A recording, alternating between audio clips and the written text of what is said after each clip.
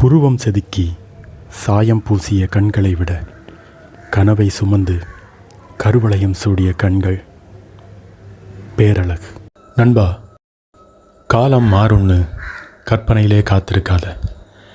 இங்கே நீ முயற்சி பண்ணாமல் எதுவுமே மாறாது. வீடு சுத்தமாக இருக்கிறது. யாருக்கும் பசி தெரியவில்லை. குழந்தைகள் மகிழ்ச்சியாக விளையாடுகின்றன. கணவன் நிம்மதியாக உறங்குகின்றான்.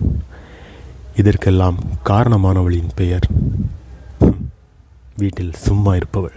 பொறுமைசாலியிடம் உன் வீரத்தை காட்ட நினைக்காதே. அவன் காக்கின்ற பொறுமையை இழக்கும் பொழுது அதை எதிர்கொள்ள உனக்கு சக்தி இருக்காது. இரவில் படுத்து உருளும் பொழுது வராத உறக்கம் கூட பகலில் உட்கார்ந்திருக்கும் பொழுதே கண்ணை சொக்கும். வாழ்க்கை நாம் நினைப்பது போல புரிந்து கொள். இதுவும் கடந்து போகும். நல்லவனாயிருக்கிறது நல்லது தான். ஆனால் நல்லவன் யாரு கெட்டவன் யாருன்னு தெரியாத அளவுக்கு நல்லவனாக இருக்காத. ரொம்ப ஆபத்து. உன்னை யார் கண்டு கொள்ளவில்லையோ அவர்களிடமிருந்து விலகியே நில். அது யாராக இருந்தாலும் சரி. அவர்களை நினைத்து உன் மனதையும் உடலையும் வருத்தி கொள்ளாதே.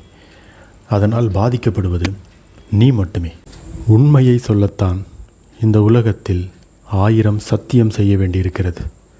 பொய்யை போகிற போக்கில் மிக சுலபமாக சொல்ல முடிகிறது. மறக்க முடியாத 3 பேர்.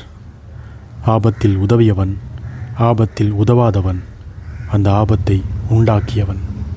உன்னை குறை கூறும் உலகிற்கு உத்தமனாய் வாழ்ந்து காட்ட நினைக்காதே. உன்னை நம்பும் சிலருக்கு உண்மையாய் வாழ்ந்துவிட்டு கடந்து செல். யாரிடத்திலும் கையேந்தி நிற்காதே. பணத்திற்காக மட்டுமல்ல, பாசத்திற்காகவும் தான். அள்ளிக்கொடு, தவறில்லை. ஆனால் உனக்கும் கொஞ்சம் கிள்ளி வைத்துக்கொள். உனக்கு தேவைப்படும் பொழுது அள்ளிச் சென்றவர்களுக்கு கிள்ளி கொடுக்கக்கூட மனம் இருக்காது. ஓடினால் விழுந்து விடுவோம் என்ற பயத்தில் படுத்து கிடந்து குறை பேசும் சோம்பேறிகளை விட விழுந்தாலும் எழுந்து ஓடுபவனே மிகச்சிறந்த வீரன். நேற்று செய்ய வேண்டிய வேலையை இன்று செய்தால் நீ சோம்பேறி. நாளை செய்ய வேண்டிய வேலையை இன்றே செய்து முடித்தால் நீயே வெற்றியாளன்.